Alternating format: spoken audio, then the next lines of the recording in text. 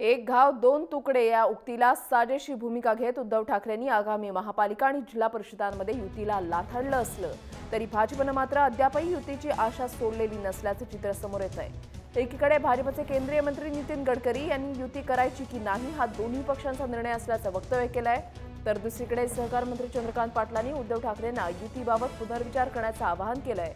पण उद्धव ठाकरेंना युती नको असल्याचं जाहीर केल्यानं युतीचा प्रश्नच निकाली निघाला असून आम्ही स्वबळावर निवडणुका लढवण्याची तयारी केल्याची भूमिका गिरीश महाजनांनी जाहीर केली आहे।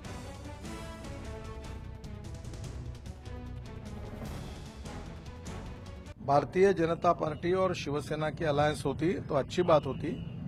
अलायंस करना या नहीं करना दोनों पार्टी का अधिकार है, पर जो वक्तव्य शिवसेना की ओर से आया है कि 25 साल जिस प्रकार से बात उन्होंने कही है दुर्भाग्यपूर्ण है। शिवसेना प्रमुख बाला साहेब ठाकरे और अटल बिहारी वाजपेयी इन दोनों को हम मानते थे और बाला साहब के नेतृत्व में मैंने भी काम किया है। अलायंस का फायदा दोनों पार्टी को भी हुआ है।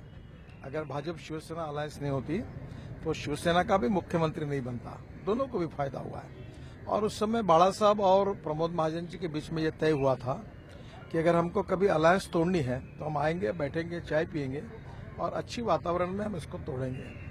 तो मुझे लगता है कि अगर हम लोग शब्दों का इस्तेमाल ठीक से होता है और अखबार में भी लिखते समय अगर ठीक से लिखा जाएगा तो आगे अलायंस हो या न हो दोनों पार्टी पर डिपेंड है, पर इसको टालना मुझे लगता है दोनों के लिए हित का होगा, ऐसा मेरा मत है।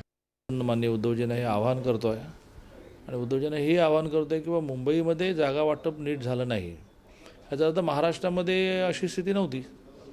त्यामुळे मुंबईपुरती युती नाही, बाकी महाराष्ट्रामध्ये जिथे जिथे जसं जमेल तसं करा असं म्हणायला हवं असं मला वाटतं। माननीय उद्धवजी ठाकरे शिवसेना प्रमुख यांनी या ठिकाणी ही युती होणार नाही, आता आम्ही कोणाच्या दाराशी जाणार नाही, आम्ही स्वबळावर लढणार आहोत। महापालिका असतील, जिल्हा परिषद असतील, पंचायत समिती असतील, या पुढच्या आगामी काळात होणाऱ्या सगळ्या निवडणुका शिवसेना स्वबळावर लढवेल अशी घोषणा त्यांनी या ठिकाणी केली। आणि त्यामुळे मला वाटतं आता युतीचा प्रश्न हा संपलेला आहे। त्यामुळे भारतीय जनता पक्ष आम्ही स्वतःच्या बळावर स्वबळावर या ठिकाणी निवडणुका लढवण्याची तयारी या ठिकाणी करत आहोत। तशी तयारी आमची पूर्णच आहे, सुरुवातीपासून आहे। कारण भारतीय जनता पक्ष तर या ठिकाणी महापालिका असतील किंवा ग्रामीण भाग असेल, जिल्हा परिषदेच्या बाबतीत हा सर्वदूर गावागावापर्यंत पोहोचलेला आहे। 25 वर्षांच्या युतीनंतर आमची इतकी वर्ष युतीमध्ये सडली हा साक्षात्कार शिवसेनेला बीएमसी निवडणुकीपूर्वीच का झाला? इतकी वर्ष सरकार उपभोगलं तेव्हा का नाही कळालं अशी टीका केली आहे संघाचे माजी प्रवक्ते मागो वैद्य यांनी।